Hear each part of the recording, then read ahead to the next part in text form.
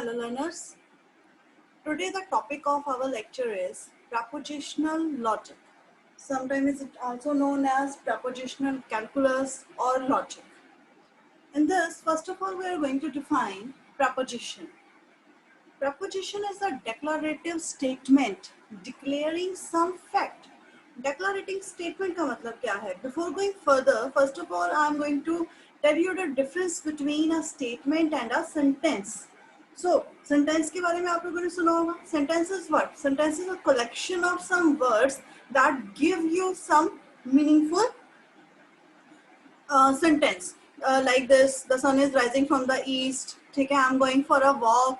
All these are what? These are the some collection of words. ठीक है, तो ये जो collection of words हैं, ये आपको क्या बना के देते हैं? एक sentence बना के देते हैं. The moment ये sentence जो है either true हो जाए, मतलब declarative हो जाए. Declarative मतलब either it will be true or it will be false. ठीक है, या तो ये true हो जाए या ये false हो जाए. In that case, उस particular sentence को we will call as a statement. तभी आपने देखा होगा कि पुलिस को हम क्या जब भी आपने मूवीज में देखा होगा तो पुलिस को क्या दी जाती है?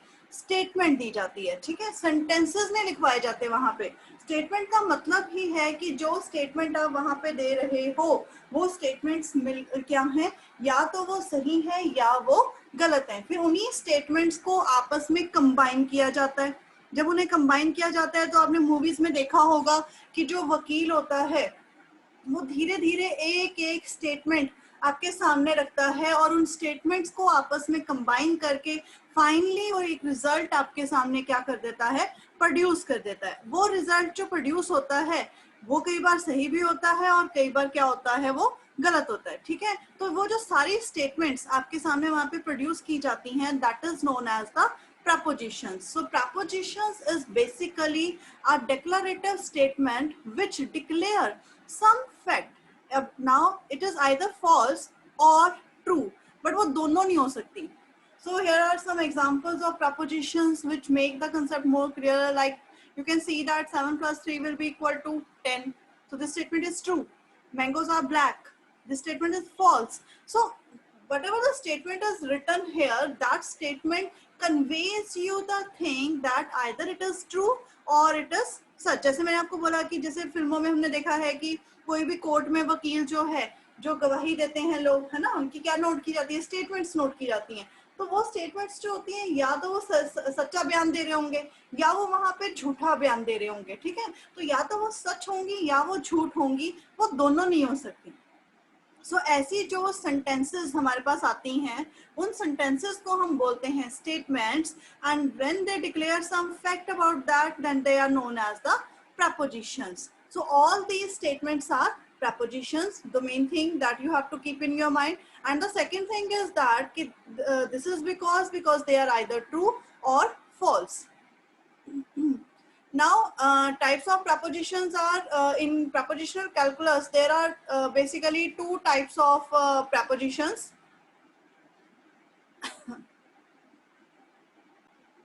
So, मैंने अभी आपको जिस तरह से बताया कि हमारे पास कुछ particular declarative statements आ जाती हैं, and any person relating to law and crime can use these statements to prove something. So जब हमने इन statements को लिया जाता है, वो एक एक करके statements नहीं बोलेगा. ठीक है ना. अब जब भी कोई वकील होता है वो पहले एक बात दिखाता है, फिर दूसरी बात दिखाता है, फिर उससे अगली बात दिखाता है, एंड देन वो इन सारी बातों को आपस में क्या करता है? कंबाइन करता है. अब वो जब कंबाइन करता है तो how he will combine? Either bye negation or by conjunction, disjunction, conditional or biconditional logical connectives. These are known as the logical connectives. वो जितनी भी statements वहाँ पे उसके पास आती हैं, उन सारी statements को logically क्या किया जाता है? Connect किया जाता है. अब उनको connect करने के लिए हमारे पास क्या क्या alternative होता है?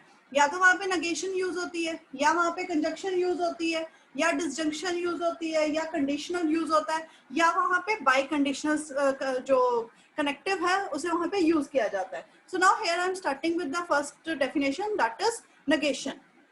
Suppose if we have only one proposition, that means we have only one statement, and if I want to negate that statement, negate means अगर हम उसे नेगेटिव बनाना चाहते हैं, इन योर चाइल्डहुड आपने इंग्लिश में ऑलरेडी सेंटेंसेस को negative बनाना सीखा होगा, जैसे like this, I am sleeping, and in case I want to negate this statement, then how I can write it? I'm not sleeping. So when we add not in front of any particular, if we add not in any sentence, then in that case we make that statement negative, and we call that as a negation statement. So if P is a preposition, then the preposition of the type, this is the symbol that is used for negation.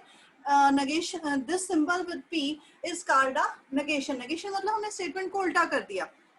So अगर हमने statement को उल्टा कर दिया, तो mathematically अगर हमें उसे from the mathematical point of view अगर हमें उस चीज को देखना है, तो इसका मतलब जो चीज पहले ट्रू थी अब वो क्या हो गई है, फॉल्स हो गई है.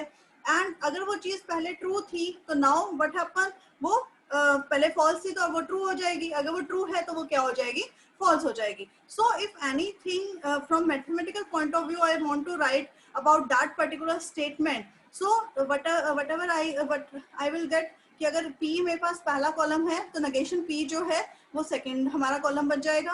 अगर स्टेटमेंट हमारी ट्रू थी तो नॉट लगने के कारण वो क्या हो जाएगी, फॉल्स हो जाएगी. जैसे सन राइजेस फ्रॉम ईस्ट, अभी ट्रू है, but if I say the sun is not rising, sun will not rise from east, ऐसे करके बोल देंगे तो वो स्टेटमेंट क्या होगी, फॉल्स होगी. अगर स्टेटमेंट ऑलरेडी फॉल्स है, ठीक है, और हमने उसको नॉट लगा दिया तो वो स्टेटमेंट क्या हो जाएगी, ट्रू हो जाएगी.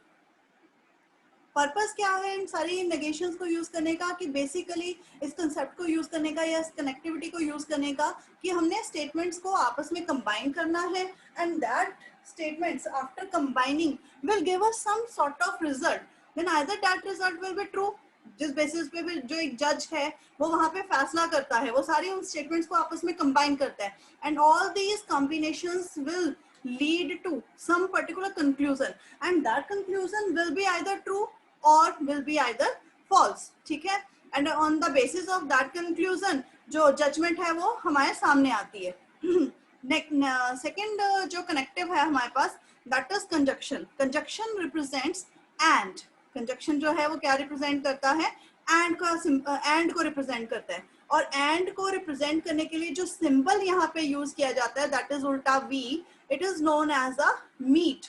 अभी हम इसे मीट नहीं बोल रहे हैं क्योंकि यहाँ पे हम इसे कंजक्शन के नाम से जानेंगे, बट यही जब कंसेप्ट में आपको लेटर्स में पढ़ाऊंगी तो यही पर्टिकुलर सिंबल जो है वो किस नाम से जाना जाएगा, मीट के नाम से जाना जाएगा. And then I will correlate set theory, letters and this propositional calculus with each other. So अब अगर कोई भी दो प्रपोजिशंस हैं हमारे पास यहाँ पे, अगर वो प्रपोजिशंस आपस में जोड़ी गई हैं एक दूसरे के साथ थ्रू द कनेक्टिव एंड, अगर मैंने कंजक्शन एंड यूज की है वहां पे, उन दोनों स्टेटमेंट्स को जोड़ा है, तो इन that case from mathematical point of view what kind of truth table we will get. So suppose P and Q are two statements with us. If P is false and Q is false, अब पहली statement भी false है, दूसरी statement भी false है, तो eight the and जो result होगा वो भी क्या हो जाएगा, फॉल्स हो जाएगा. सो ओवरऑल स्टेटमेंट जो है वो फॉल्स हो गई. ठीक है, मान लो P ने झूठी गवाही दे दी, Q ने सच्ची गवाही दे दी, बट ओवरऑल जब उन दोनों गवाहियों को आपस में मिलाया गया तो वो दोनों की दोनों गवाहियां जो है वो क्या हो जाएंगी, नेगेटिव हो जाएंगी, झूठी साबित हो जाएंगी जब उनको आपस में कंबाइन किया जाएगा. क्यों? क्योंकि उनका आपस में कोई तालमेल ही नहीं होगा, क्योंकि एक ने झूठ बोला है, दूसरे ने सच बोला है, तो झूठ और सच आपस में कंबाइन हो ही नहीं सकते. जब वो कंबाइन होंगे then in that case the what kind of result we will get false. In a same way अगर P ने ट्रू बोला है और Q ने फॉल्स बोला है तो ओवरऑल रिजल्ट भी उनका इन कॉम्बिनेशन क्या आ जाएगा, फॉल्स. ट्रू सिर्फ यहाँ पे उसी केस में आएगा जब दोनों के दोनों ही यहाँ पे क्या कर रहे होंगे, सच बोल रहे होंगे. ओनली देन उनका जो कॉम्बिनेशन है, जो उनका कंजक्शन यूज किया गया है वहां पे, वो क्या हो जाएगा, ट्रू हो जाएगा. बेसिकली पर्पस इन टेबल्स को फॉर्म करने का क्या होता है कि through these connectives we combine the statements and then all these statements will give us a conclusion, and that conclusion will be either true or will be either false, and that will help us to test the validity of any statement. So next conjunction, next connective is disjunction. Disjunction जो है that is a connective which is symbolically represented by this V. बोलते हैं इसको disjunction है. और का जो value है टर्म वो यहाँ पे यूज की जाती है। अगर किन्हीं दोनों स्टेटमेंट्स को और से जोड़ा जाए तो इसका मतलब है कि वो स्टेटमेंट्स कैसी होती हैं, डिसजंक्शन स्टेटमेंट्स होती हैं। जैसे हम यूनियन में नहीं छोड़ते होते दो को और को, है ना, दैट इज द केस। ठीक है, अब यूनियन में आपने देखा होगा कि अगर ए यूनियन बी ले रहे हैं तो और आ गया ना वहां पे कि ए हो जाए या बी हो जाए। इसका ना अगर ए हो जाए या बी हो जाए, दोनों में से कोई भी एक हो जाए तो काम चल जाएगा।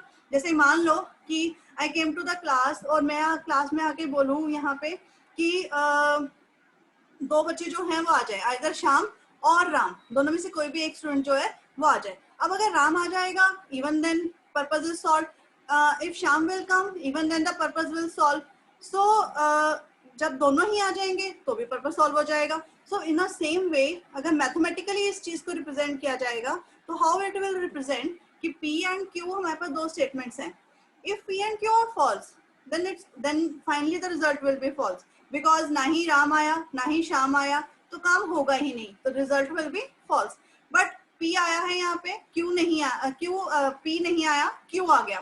तो मैंने ऑलरेडी हमने ये कहा था कि आइदर राम विल कम और श्याम विल कम। सो दोनों में से अगर एक भी आ गया तो मेरा काम हो गया। So that is why eight the and the overall result will be true. In a same way if P is true and Q is false, then again the overall result will be true. अगर दोनों ही आ जाते हैं काम करने के लिए, then the result will also be true. The next relation here is conditional statement. If P and Q are any two prepositions, अब condition है यहाँ पे, अगर दो statements इस तरीके से जुड़ी हैं, if P then Q is called a conditional statement. Conditional statement माने कि अगर ये चीज है तो ये होगा। That is if you work hard then you will get a good marks. ठीक है, अगर तुमने हार्ड वर्क किया तो तुम्हारे अच्छे नंबर आएंगे। ठीक है जी। अब इसका ट्रुथ टेबल देखो कितना अच्छा बनेगा यहाँ पे। फॉल्स हो गया, नेगेशन होगी। If you don't work hard तो दूसरी तरफ भी फॉल्स, नेगेशन ले ली हमने दूसरी तरफ भी। You will not gate a good marks. ठीक है, तो ओके फाइन, अगर तुमने मेहनत ही नहीं करी तो तुम्हारे अच्छे नंबर ही नहीं आएंगे। ट्रू हो गई बात। तुमने मेहनत नहीं करी, अगली रो में P जो है वो फॉल्स है, वो नेगेशन है कि तुमने मेहनत नहीं करी। और Q कह रहा है then you will get a good marks, मतलब मेहनत तो करी नहीं पर अच्छे नंबर आ गए तो बात खत्म। दुनिया चढ़ते सूरज को सलाम करती है। तो यहाँ पे आपके पास आपको क्या चाहिए था, एट द एंड रिजल्ट चाहिए था। अब वो जैसे मर्जी आ गया आपके पास, लॉजिकली वो चीज क्या हो गई, होल्ड कर गई, चाहे तुमने मेहनत करी या नहीं की। At the end if you are getting a good marks then you are successful. So इसका मतलब आपका जो ओवरऑल रिजल्ट है वो क्या हो जाएगा, ट्रू हो जाएगा। आपने मेहनत करी और आपको रिजल्ट नहीं मिला, ये चीज फॉल्स हो जाएगी, क्योंकि हम ये मान के चलते हैं कि मेहनत का फल मिलता है। तो अगर मेहनत की गई then we will get a result, and if you work hard you will be successful. Both are true, then the result will be true. So इस केस में अगर कंडीशनल स्टेटमेंट हमारे पास होती है तो सिर्फ एक ही केस ऐसा है जिसमें हमारे पास फॉल्स रिजल्ट आता है। कब, जब पहली स्टेटमेंट तो हमें ट्रू रिजल्ट दे रही हो और दूसरी स्टेटमेंट जो है वो हमें क्या दे रही हो, फॉल्स रिजल्ट दे रही हो। नेक्स्ट डेफिनेशन जो हमारे पास आती है यहाँ पे, दैट इज नेक्स्ट कनेक्टिव जो हमारे पास आता है यहाँ पे, that is by conditional statement. So if P and Q are any two prepositions and if they are connected with each other by using the relation if and only if, then they are called the biconditional statement. अब if and only if का मतलब क्या हुआ, both of them are dependent on each other. अगर दोनों में से एक रिजल्ट भी फॉल्स हो गया, like in algebra, when you prove some theorems that are depending on the condition if and only if, अगर if and only if में से एक भी केस होल्ड नहीं कर रहा है तो ओवरऑल रिजल्ट जो है वो क्या हो जाएगा, वहां पे फॉल्स हो जाएगा. सो जैसे like this here it is given that if P is false then Q is false, तो ठीक है, okay fine, the result will be true. Because अगर पहली स्टेटमेंट नहीं हो रही थी दूसरी भी नहीं होगी ना, और अगर पहली दूसरी नहीं हो रही है तो पहले भी नहीं होगी क्योंकि दोनों ही फॉल्स है. तो इसका मतलब जो बात हमने कही वो सही होगी, तो रिजल्ट ट्रू हो गया. पहली स्टेटमेंट तो फॉल्स है पर दूसरी हम कह रहे हैं होल्ड कर रही है. जब दोनों एक दूसरे के ऊपर डिपेंडेंट ही है, जैसे suppose take Ram and Shyam, दोनों के दोनों तभी आएंगे, राम तभी आ पाएगा क्योंकि अगर श्याम आ रहा है, ठीक है, तो अगर राम और श्याम तभी आ पाएगा अगर राम आ पाएगा. तो अगर दोनों में से एक भी नहीं आ रहा है तो इसका ना ओवरऑल रिजल्ट भी जो है वहां पे क्या हो जाएगा, आपका फॉल्स हो जाएगा. सो अगर दोनों ट्रू है, ठीक है, तो पहला केस भी ट्रू है, दूसरा केस भी ट्रू है, तो ओवरऑल केस भी यहाँ पे क्या हो जाएगा, आपका ट्रू हो जाएगा. So I hope it will be clear to you about the concept of statement and sentence, and about the logical connectives that we have used here to combine all these statements. Now, what kind of questions we will have? Sometimes they ask us to show that P, and this is the symbol that is used for biconditional. ठीक है, here it is given that.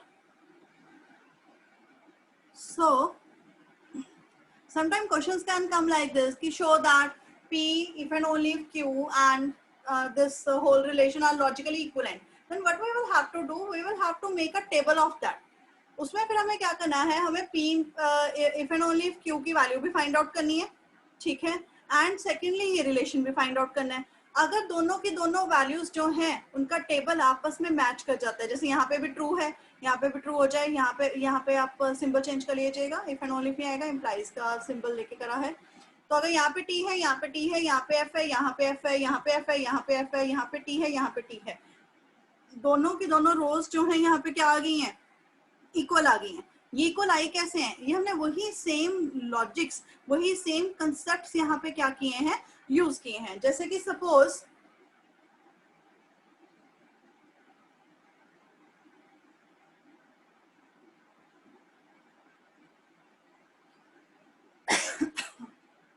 Late us take an example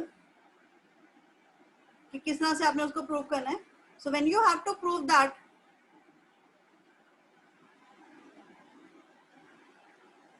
you have to make a table. If we have two statements तो 2 by 2 अपना 4 रोज आ जाएंगी 2 की power 2 करके. अगर 3 statements हैं तो 2 की पावर 3 यानी कि 8 रोज आपके पास बन जाएंगी. ठीक है, तो किस तरह से वो फाइंड आउट किया गया.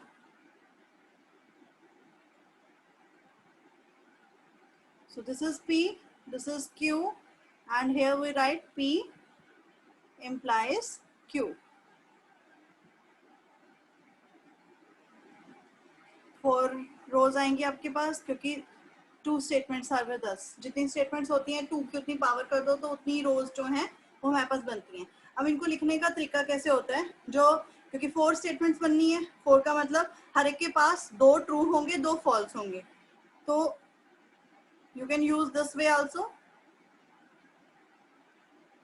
पहले 2 बार टू लिख लिया, 2 बार एफ लिख लिया, उसके बाद एक बार टी, एक बार फॉल्स, एक बार ट्रू, एक बार फॉल्स.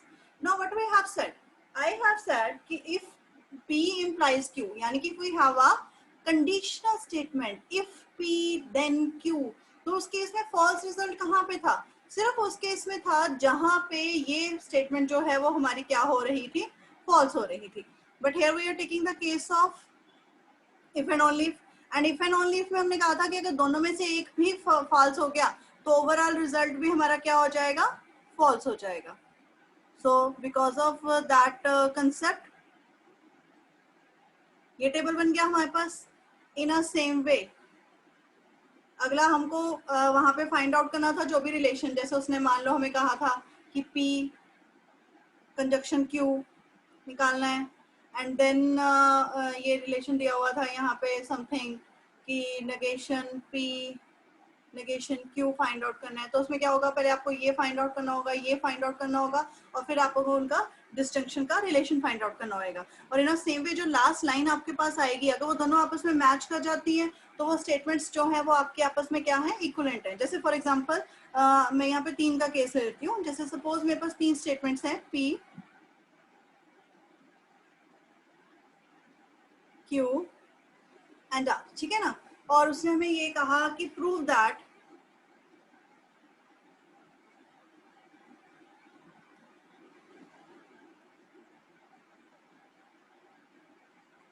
conjunction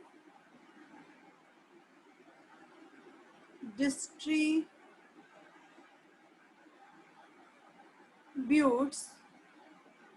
over disjunction.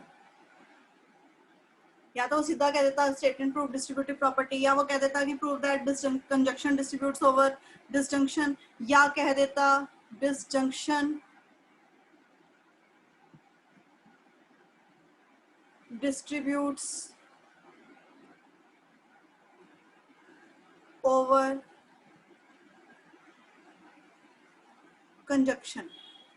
मान लो इन दोनों में से कोई भी क्वेश्चन दे देता है, तो बेसिकली यहाँ पे किस चीज को प्रूव करने को कहा जा रहा है, यहाँ पे हमें प्रूव करने को कहा जा रहा है डिस्ट्रीब्यूटिव प्रॉपर्टी को। ऐसे ही डिस्ट्रीब्यूटिव प्रॉपर्टी भी आ सकती है आपके पास in a same way, associative property भी आ सकती है। तो कोई भी ऐसे क्वेश्चन जो है वो आपको प्रूव दैट करने के लिए यहाँ पे क्या किया जा सकता है, पूछा जा सकता है। हमको करना क्या है, मान लो हमारे पास यहाँ पे क्वेश्चन है, तो इसका मतलब अगर उसने हमें ये कहा कि डिसजंक्शन जो है वो डिस्ट्रीब्यूट हो रही है कंजक्शन के ऊपर, मान लो उसने हमें कहा कि डिसजंक्शन जो है, this is the symbol for disjunction, distribute हो रही है कंजक्शन के ऊपर, तो इसका मतलब what I have to prove, I have to prove that कि P disjunction Q conjunction R is equal to P conjunction R disjunction P sorry Q disjunction R। अब कितनी स्टेटमेंट्स हैं यहाँ पे हमारे पास 3 स्टेटमेंट्स हैं, P Q R। तो अगर 3 स्टेटमेंट्स हैं तो इसका मतलब कितना रो बनेगा हमारे पास यहाँ पे 2 की power 3, that will be equal to 8। So this is 1, 2, 3, 4, 5, 6,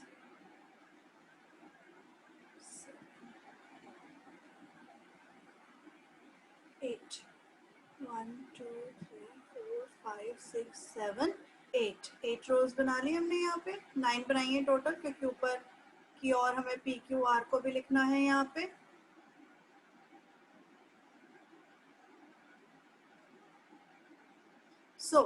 सबसे पहले हमने यहाँ पे लिखा P, let us change the color, PQR, ठीक है, तीनों को लिख लिया हमने यहाँ पे। जब हमने तीनों को यहाँ पे लिख लिया, अब इसके बाद हमें करना है रिलेशन के हिसाब से। अब 3 स्टेटमेंट्स है ना, 3 का मतलब क्या हुआ, 2 की पावर यहाँ पे आ गया 3, 8 खाने हैं आपके पास। इसका मतलब 4 के हिसाब से T और 4 के हिसाब से फॉल्स होने चाहिए यहाँ पे। अब किस तरह से लिखना हमारे लिए कन्वीनियंट होगा, सबसे पहले वाले को तो दे दो 4T, 4 बार T लिख लिया, 4 बार फॉल्स लिख लिया। अब अगले वाले को 2 बार T दे दो, 2 बार फॉल्स, 2 बार T, 2 बार फॉल्स। उससे अगले वाले को 1 बार T, 1 बार फॉल्स, 1 बार T, 1 बार फॉल्स, 1 बार T, 1 बार फॉल्स, 1 बार T, 1 बार फॉल्स। तो एक खाना हमने बनाया 2 की पावर 0, एक का खाना हमने बनाया 2 की पावर 1, एक का खाना हमने बना दिया यहाँ पे 2 की पावर 2 करके, ठीक है। तो उससे हमारे पास ये जो कोई भी एलिमेंट जो है, कोई भी रो जो है वो यहाँ पे मिस नहीं होगी और कोई भी गलती होने का चांस नहीं रहेगा। अब जैसे लेफ्ट हैंड साइड प्रूव करनी है सबसे पहले, ठीक है जी। तो सबसे पहले हमने फाइंड आउट किया P जॉइन Q।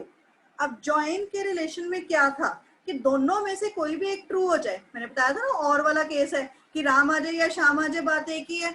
दोनों जब ट्रू हैं तो रिजल्ट ट्रू है। तो हमने क्या करना है, फॉल्स किस केस में है, फॉल्स सिर्फ उस केस में होगा जब दोनों फॉल्स होंगे। तो P और Q में देखो कि दोनों फॉल्स वाले केस कौन से हैं, ये दोनों है लास्ट वाले। इसका मतलब यहाँ पे फॉल्स आ गया, यहाँ पे फॉल्स आ गया, बाकी के सारे क्या हो गए, ट्रू।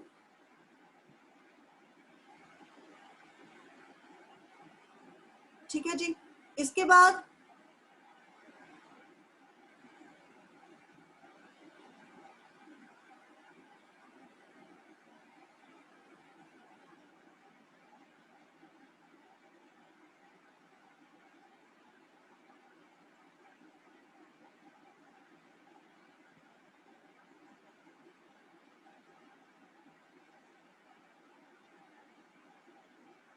पहले सारी जो मेन वैल्यूज हैं उन्हें फाइंड आउट करके रख लो।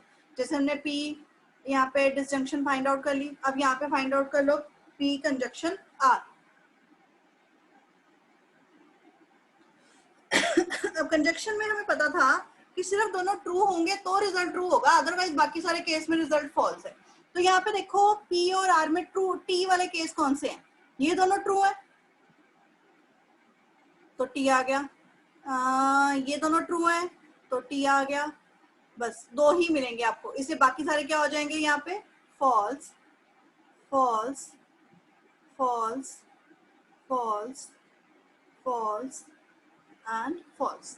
इसी तरह से Q की कंजक्शन फाइंड आउट करनी है R से। अब Q की कंजक्शन फाइंड आउट की, ये दोनों ट्रू है और कोई ट्रू वाला केस, ये ट्रू है, बाकी सारे क्या है, फॉल्स।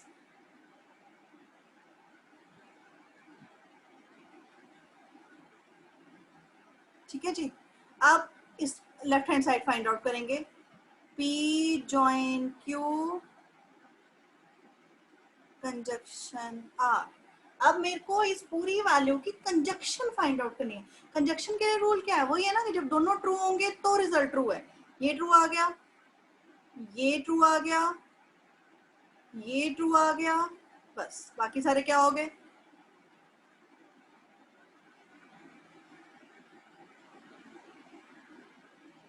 ठीक है जी।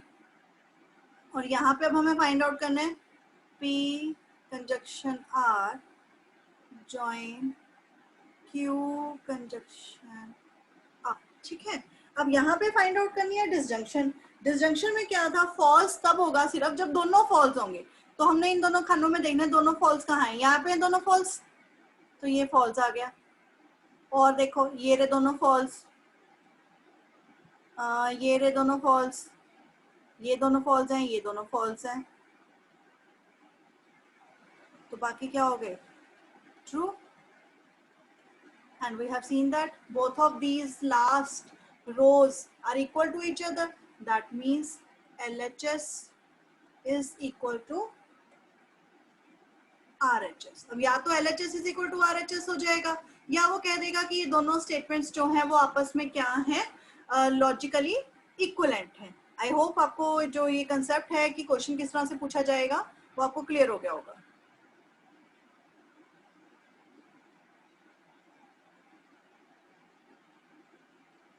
So again continue with the topic. Yes. So in the same way जैसे हमारे पास ये क्वेश्चन था यहाँ पे कि लॉजिकली इक्विवेलेंट शो करना है, तो ऐसे ही आपने टेबल बनाना है full flash, and then you will come to know कि आपकी जो लास्ट टू रोज हैं they are equivalent to each other. So now next definition is converse, inverse and contrapositive statement. सो अगर आपको वहां पे कंडीशनल स्टेटमेंट दी हुई है P implies Q, then what converse क्या हो गया, उसका उल्टा कि P implies Q, that means Q implies P। आप इसे बाई कंडीशनल नहीं कहोगे, बाई कंडीशनल दोनों में डिपेंडेंट का केस होता है। सो ये अलग अलग डेफिनेशन हैं यहाँ पे। इनवर्स क्या हो गया कि जो कंडीशनल स्टेटमेंट दी हुई थी हमने हमने उसका क्या कर देना है, हमने उसका इनवर्स फाइंड आउट कर लेना है। जैसे कि यहाँ पे दिया हुआ है P implies Q, तो इनवर्स मतलब हमने उनको नेगेट कर देना है, यानी कि negation P implies negation Q। अब हमें पता होता है जब दोनों साइड माइनस के साइन इंट्रोड्यूस करो तो इक्वालिटी जो होती है वो चेंज नहीं होती ना, तो बिकॉज ऑफ दैट रीजन यहाँ पे भी जो सिंबल है वो यहाँ पे चेंज नहीं होगा। कॉन्ट्रापोजिटिव का मतलब क्या हो गया कि कन्वर्स ऑफ इनवर्स। तो इनवर्स क्या था कि negation P implies negation Q, तो उसका कन्वर्स क्या हो जाएगा, negation Q implies negation P। सो आप हमें इस तरह से क्वेश्चन आ जाते हैं कि कन्वर्स स्टेटमेंट बनाइए। आप कोई भी स्टेटमेंट आपको दी जाएंगी तो उनकी कन्वर्स स्टेटमेंट लिखनी होगी। जैसे मान लो वो आपको दो स्टेटमेंट्स दे दें कंडीशनल कि I will dance, if I will dance then you will Singh.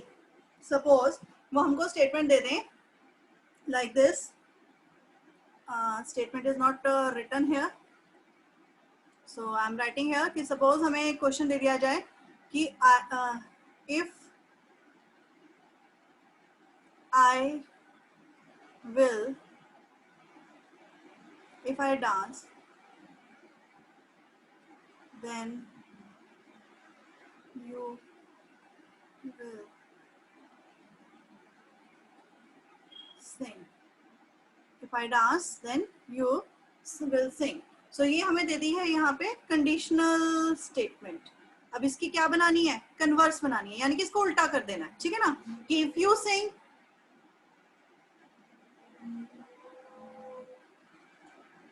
If you sing then I will dance. इसका इनवर्स क्या हो जाएगा, नेगेट कर दो स्टेटमेंट को, if I will not dance then you don't sing. और इसकी कॉन्ट्रा पॉजिटिव क्या हो जाएगी कि जो इनवर्स स्टेटमेंट है उसको भी क्या कर दिया जाए, रेसिप्रोकेट कर दिया जाए. ठीक है, तो सेम इन अ वे हमारे पास यहाँ पे ये जो क्वेश्चन है वो क्या करते हैं, वर्कआउट करते हैं. कोई भी स्टेटमेंट आपको कंडीशनल स्टेटमेंट यहाँ पे दी जाएगी, आपने उस स्टेटमेंट को यूज करना है और फिर आपके पास जो क्वेश्चन है यहाँ पे क्या हो जाएगा, वो क्लियर हो जाएगा. अब इसके बाद जो नेक्स्ट हमारे पास यहाँ पे डेफिनेशन आती है दैट इज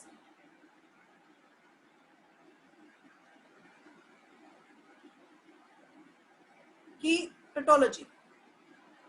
अब टोटोलॉजी क्या है हमारे पास, जैसे मैंने आपको बताया था स्टार्टिंग में कि हम अपनी सारी डेफिनेशंस को यहाँ पे क्या कर देते हैं, हम अपनी सारी डेफिनेशंस को यहाँ पे कंबाइन कर देते हैं. जैसे अभी हमने देखा पीछे, जब हम उन्हें कंबाइन करते हैं तो हम उन्हें सॉल्व कर सकते हैं. जब हम उन्हें सॉल्व करते हैं तो एक लास्ट रो हमारे पास आती है. जैसे अभी प्रीवियसली हमने क्वेश्चन सॉल्व किया था व्हाइट बोर्ड पे और हमने देखा कि हमारी लास्ट 2 रोज आपस में इक्वल आ गई थी, तो हमने कहा था वो लॉजिकली कनेक्टेड है, आपस में इक्वलेंट है एक दूसरे के. अगर हमें कोई भी एक रिलेशन दे दिया जाए, जैसे मान लो मैंने कहा if I work hard, this is the first statement, then I will be successful, this is the second statement. So therefore work hard leads to earning. If I work hard I will be successful, if I will be successful then I will be happy. So इससे क्या conclusion निकला कि work hard leads to happiness. ठीक है, तो यहाँ से जो statements हैं वो mathematically convert की जाएंगी and then we create the truth table for that particular statements. And if that particular truth table leads to true values, मतलब उसका जो लास्ट रो है वो सारे का सारा क्या आ जाए हमारे पास, ट्रू आ जाए, टी आ जाए, तो उस केस में हम बोलते हैं उसे टोटोलॉजी. और इन केस वहां पे फॉल्स आ जाती हैं सारी की सारी statements, then it is known as a contradiction as well as fallacy. और अगर मान लीजिए ट्रू आ जाए और फॉल्स आ जाए, मिक्स आ जाए, तो हम उसे बोलते हैं कॉन्टिंजेंसी. और किसी भी स्टेटमेंट की वैलिडिटी के लिए ये जरूरी है कि उसकी जो आखिरी रो है वो क्या होनी चाहिए, ट्रू होनी चाहिए, टोटोलॉजी होनी चाहिए. If tautology is there that means that statement is valid. If we are not getting tautology that means that statement is invalid. So sometime they ask us the question कि check the validity of, जैसे suppose मैंने अभी यहाँ पे एक question की बात ही की है, ठीक है, कि जिस तरह से मान लीजिए हमें यहाँ पे क्वेश्चन दिया जाता है कि टेस्ट द वैलिडिटी ऑफ.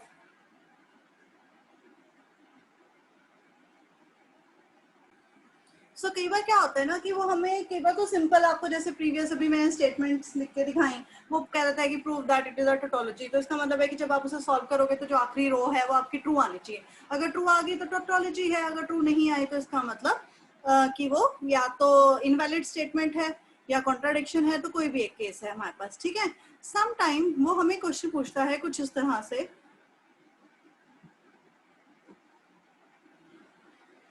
वो हमें कहेगा कि test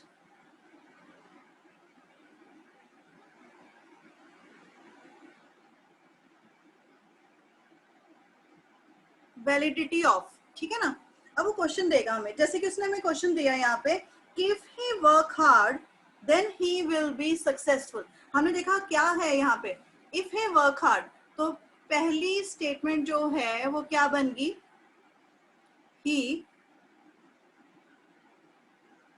works hard then he will be successful. दूसरी स्टेटमेंट क्या होगी, he is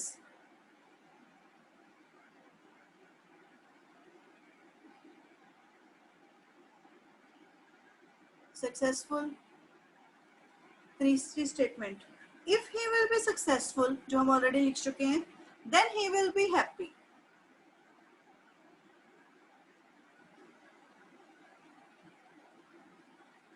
एंड में वो कहता कि therefore hard work leads to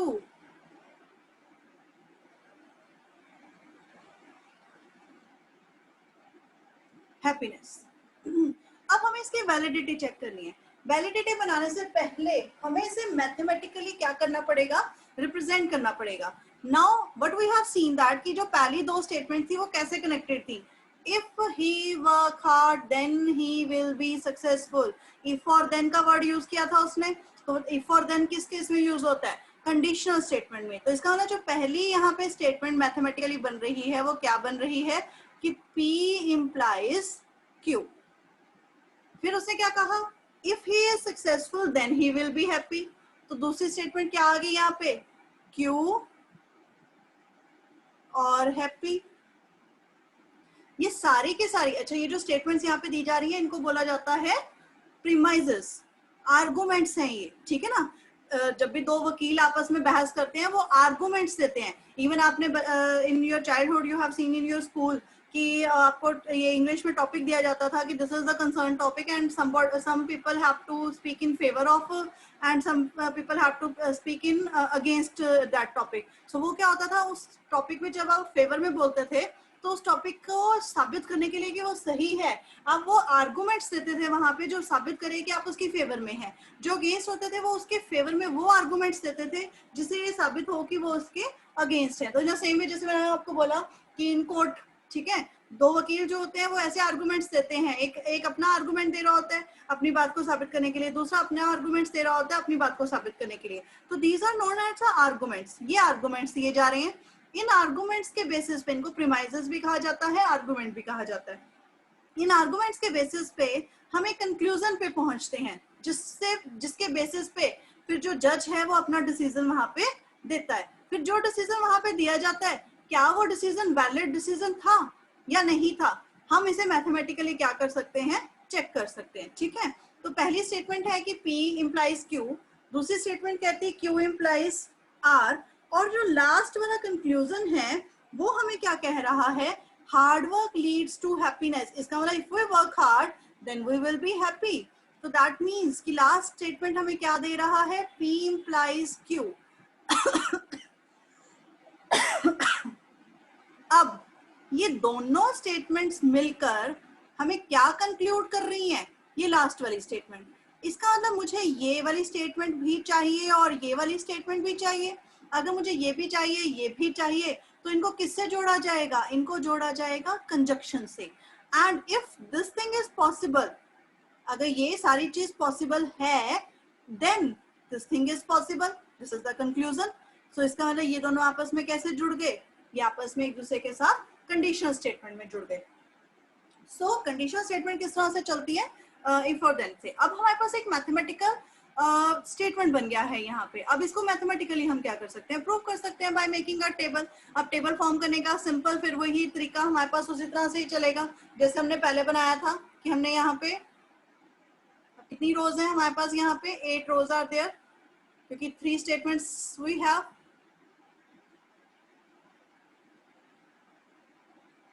तो 2 की power 3 that will be equal to 8. So 1 2 3 4 5 6 7 and 8. So 1 2 3, ये तो हो गए PQR. 1 2 3 1 2 3.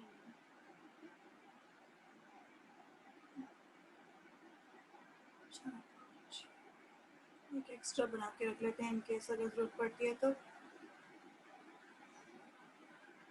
सो अब ये हो गया P, ये हो गया Q, ये हो गया R. तो लिखने का तरीका जैसे कि मैंने बताया था आपको, पहला क्या करना है, 4 बार T, 4 बार फॉल्स. कभी आपसे गलती ही नहीं होगी, चाहे फॉल्स पहले लिख लीजिए ट्रू बाद में लिख लीजिए, चाहे ट्रू पहले लिख लीजिए फॉल्स, मतलब ऑर्डर फॉलो कीजिए बस. 2 बार ट्रू, 2 बार फॉल्स, 2 बार ट्रू, 2 बार फॉल्स, एक बार ट्रू, एक बार फॉल्स, एक बार ट्रू, एक बार फॉल्स, एक बार ट्रू, एक बार फॉल्स, एक बार ट्रू, एक बार फॉल्स। अब यहाँ पे क्या चाहिए हमें? P implies Q। ये पहला रिलेशन में यहाँ पे फाइंड आउट कर दूँ। अब क्या है? This is conditional statement. Condition में हमने क्या कहा था कि अगर पहली चीज हो रही है तो दूसरी चीज भी वहां पे क्या होगा? एग्जिस्ट करेगी, ठीक है ना? तो इसका मतलब फॉल्स सिर्फ उसी केस में आएगा जहां पे एंड में फॉल्स है। बाकी सारे केसेस में क्या आना था? ट्रू आना था। यही रूल कह रहा था ना हमें।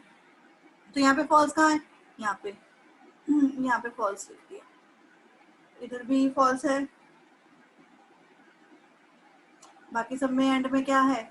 ये दोनों ही फॉल्स हैं, ये भी दोनों ही फॉल्स हैं। हमें सिर्फ वो केस लेना था जिसमें इफ वाला केस तो ट्रू हो बट देन वाला केस क्या हो जाए? फॉल्स हो जाए। बाकी का सारा रिजल्ट क्या हो गया? ट्रू।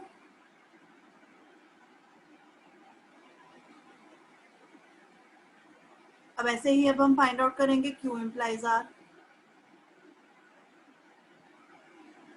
अब क्यू इफ वाला केस है, आर वाले में देखो एफ कहाँ कहाँ पे है? जहां क्यू के पास टी हो और आर के पास एफ हो। ये हो गया। ये रहा एक केस। तो बाकी के सारे केस ऑटोमेटिकली क्या हो गए? ट्रू हो गए।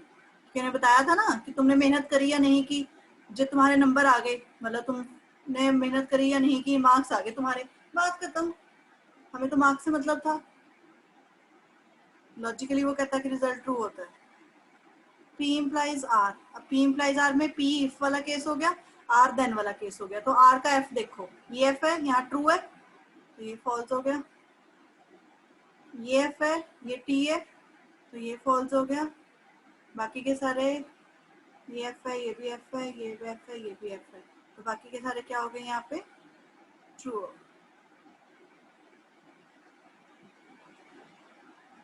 अब इन दोनों को कंबाइन करा हुआ रिजल्ट यहाँ पे लिख रही हूँ मैं।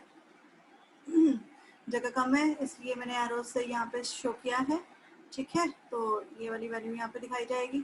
अब इसमें क्या है? इन दोनों का हमें क्या लेना है आपस में? कंजक्शन। कंजक्शन के केस में हमने क्या पढ़ा था?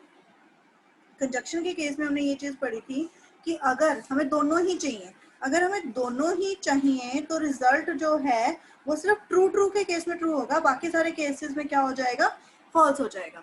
तो हमने अब इन दोनों स्टेटमेंट्स को देखा, P implies Q, Q implies R। ये दोनों ट्रू हो गए, ट्रू। ये दोनों ट्रू हो गए, ट्रू। ये ट्रू हो गया, ये ट्रू हो गया, बाकी सारे क्या हो जाएंगे? फॉल्स।